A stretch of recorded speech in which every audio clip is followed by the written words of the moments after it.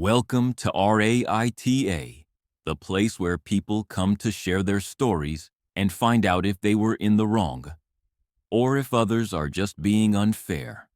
Today's story is about a classic but painful situation: payback on a cheater. If you've ever been betrayed by someone you trusted, you'll relate to this. I'm OP, and I'm here to tell you what happened when I found out my boyfriend was cheating on me, and how I got my revenge. This isn't just a story about heartbreak, it's about careful planning, hidden truths, and the justice I felt was long overdue. It's messy, emotional, and a little bit satisfying. I want to keep this casual but honest, so if you're here to judge or just want to understand how far someone might go to protect themselves, buckle up. This isn't a simple tale of good versus bad. It's a roller coaster of feelings, doubt, and finally, a shocking revelation. Let's dive into the messy world of love, lies, and payback. I met my boyfriend Jake about 2 years ago at a friend's birthday party. We clicked right away. He was charming, funny, and seemed genuinely interested in me. We started talking every day, and within a few weeks, we were officially dating. At first, everything felt perfect. We had a lot in common, and I quickly felt like I'd found someone I could trust deeply. Jake was always attentive. He remembered small details about my life and made me feel special. Our dates were fun and spontaneous. We talked about the future, and he even introduced me to his family. For a while, it seemed like we were building something real, but not everything was smooth. Early on, I noticed a few red flags that I tried to brush aside. Sometimes he'd be secretive about his phone, or suddenly get defensive when I asked simple questions. Once, he disappeared for a night without explaining, but when I asked, he said it was just work. I didn't want to be that girlfriend who was paranoid, so I ignored these moments. What made me trust him deeply, despite the red flags, was the way he acted around my friends and family. He seemed honest and caring, and I thought he was the kind of guy who wouldn't lie to me. That's why when things started to change, I was confused and hesitant to believe the worst. I told myself love was enough, and that maybe I was just overthinking it. As time went on, I began to notice changes in Jake's behavior. He wasn't as open as before. He started spending more time on his phone, locking it when he usually wouldn't. He stopped sharing the little details about his day, and sometimes looked distracted when we were together. At first, I told myself he was just stressed with work. There were a few moments that really stuck with me, though. Once, I found a lipstick stain on his shirt that wasn't mine. He laughed it off and said it was from a friend, but something about his reaction felt off. Another time, he canceled plans at the last minute, claiming he was tired. But then I heard from a mutual friend that he was seen out late with someone else. These moments left me feeling conflicted. I wanted to trust him, but my gut was screaming otherwise. I started to feel paranoid and anxious, but I was hesitant to confront him without proof. I didn't want to ruin what we had if it was just my imagination. Still, I found myself checking his social media more than usual, hoping to find clues but also hoping not to. I tried small things to see if I could catch him slipping, asking casual questions about his day or friends. But he was careful. His answers seemed rehearsed, and I felt like I was walking on eggshells. The more I suspected, the more unsure I became about what to do. The suspense was eating me up inside. One day, I finally couldn't ignore the feeling anymore. Jake had left his phone unattended while charging in the living room. My heart was pounding, but I decided to take a quick look. I wasn't proud of it, but I needed to know the truth. As I unlocked his phone, I found messages that made my stomach drop. There were texts between him and another woman, flirty, secretive, and clearly more than just friends. I found photos of them together, smiling and close, from dates he never mentioned. I sat there, shocked and confused. How long had this been going on? Why hadn't he told me? The flood of emotions was overwhelming. Hurt, anger, betrayal. I felt tears sting my eyes, but part of me was numb.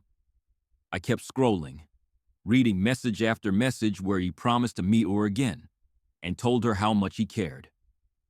The betrayal cut deep because I had trusted him so completely.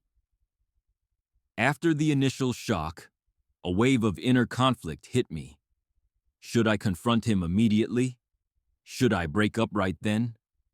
Or should I plan something more? Something that would make sure he felt the consequences of what he'd done. I spent the night wrestling with these thoughts. On one hand, I wanted to cry and scream and end things on the spot.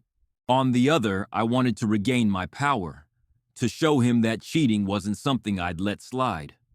The suspense built as I decided to take my time, to carefully think about the next steps. That discovery changed everything. It was the moment I stopped being just the hurt girlfriend and started becoming someone who was ready to take back control.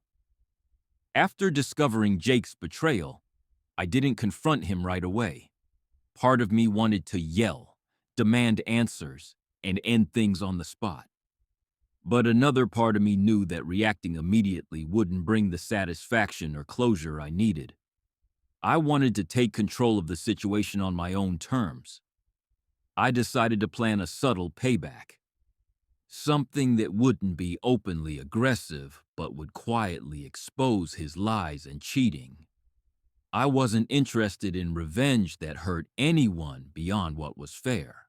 This was about justice and healing, about making sure he understood the impact of his actions without stooping to the same level. I thought about fairness. If he could hide the truth from me, I could make sure his secret came to light in a way that would force him to face the consequences. It wasn't about humiliating him publicly, but about reclaiming my power. This plan wasn't just for him, it was for me, to heal and move forward with confidence. So, I set up a plan to quietly let people in his social and work circle know what was going on. I reached out to a few trusted friends who had noticed the strange behavior too, and I prepared to warn the other woman without revealing my identity. The goal was to make sure the truth came out slowly, creating a ripple effect that he couldn't ignore. This wasn't just a prank. It was a carefully thought-out response to betrayal. The first step was telling a few trusted friends about what I had found. These were people who had known Jake long enough to see cracks in his behavior and who I believed would keep things discreet but also support me. I explained everything and asked them to be ready if things started to unravel. They were shocked but supportive. Next, I took the difficult step of reaching out anonymously to the other woman. I didn't want her to feel attacked, but I wanted her to know the truth, that she wasn't the only one, and that Jake was lying to both of us. I sent her a message revealing the details without exposing myself, hoping she'd take a step back once she knew. After that, I waited. Rumors started to spread slowly but surely through Jake's social and work circles. Friends who had been suspicious began talking, and coworkers noticed changes in his behavior as well. People started whispering about his double life, and the tension grew.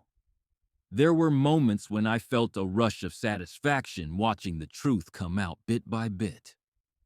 But there were also emotional lows, times when I felt exhausted by the situation and overwhelmed by the pain of betrayal. It wasn't easy watching someone I cared about fall apart, even if they deserved it. The whole process took weeks. I stayed quiet, watching from a distance as his carefully constructed lies crumbled. The suspense built every day, wondering when and how it would finally blow up. It was a strange mix of relief and anxiety, knowing that my plan was working, but also dreading the final fallout. Eventually, Jake confronted me. He had heard the rumors and knew something was up. When he came to talk, his face was a mix of guilt and anger. He denied everything at first, claiming the messages were misunderstandings and that the photos were old or taken out of context. His excuses felt weak and rehearsed, but as I calmly laid out what I knew, he couldn't keep up the act. He started apologizing, saying he was sorry for hurting me and that he wished he hadn't made those mistakes. I listened, but I was done. His words couldn't undo the betrayal or the weeks of pain. I told him that I wasn't interested in fighting or begging for the truth anymore. I was walking away, and I meant it. There was no second chance this time. I made it clear that I was done with the lies and the broken trust. It was time for him to face the consequences. The fallout was immediate. His friends started distancing themselves, and coworkers whispered behind his back. The social circle that once welcomed him now treated him like someone untrustworthy. I felt a bittersweet mix of sadness for what was lost and relief that justice had been served. For me, walking away was the hardest but also the most freeing thing I could do. I wasn't just a victim. I was someone who took back control and refused to be hurt again. The confrontation marked the end of one painful chapter and the start of a new, stronger one. After everything, I felt a strange mix of relief and sadness. The payback had given me a sense of control I hadn't had since discovering Jake's betrayal, but it also left me emotionally drained. I realized that trust isn't something easily repaired once broken, and it would take time before I could open up to someone again. My self-esteem took a hit during the whole ordeal, but taking action helped me rebuild it. I learned that standing up for myself was necessary, not just for the relationship, but for my own sense of worth. This experience showed me how important honesty and respect are, and how dangerous it can be to ignore red flags. I also recognize that healing is a process, and rushing it won't help. Moving forward, I plan to focus on myself, my passions, my friendships, and learning to trust again. I'm cautious but hopeful that the next relationship will be built on genuine honesty. The lessons I learned will stay with me. I now know to listen to my instincts and to never settle for less than I deserve. Though the pain was real, it's also been a catalyst for growth. I'm ready to put the past behind me and embrace the future with a stronger heart. To recap, I found out my boyfriend was cheating and decided to handle it by quietly exposing the truth instead of confronting him immediately. I planned a subtle payback that made his lies come to light without direct aggression. Eventually, he confronted me, denied at first, then apologized, but I chose to walk away. Now, I'm turning to Reddit to ask, am I the asshole for the way I handled this? Did I go too far by involving others and warning the other woman anonymously? Or was my response fair, given the betrayal? I'm really curious about how others see this situation. Sometimes when emotions run high, it's hard to tell if you're in the right or wrong. Your honest opinions would mean a lot and help me understand if I overstepped or if I handled things as best as I could. If you've been through something similar or have advice on moving forward after cheating, please share. I'm open to all perspectives and appreciate the support from this community. Thanks for reading and weighing in on my story. Thank you all for taking the time to read my story and hear me out. It means a lot to have a place where people can share openly and honestly. I'm grateful for the community here on RAITA. Your insights and kindness help so much during tough times. If you've had similar experiences or thoughts, please don't hesitate to comment. I'd love to hear your stories and advice, and maybe even offer support in return. It's comforting to know we're not alone in dealing with heartbreak and betrayal. Here's hoping that sharing this has helped me, and maybe others too. I'm looking forward to moving on with a clearer head and a stronger heart. Thanks again for listening, and I'll catch you all next time. Stay strong, and remember, you deserve respect and honesty always.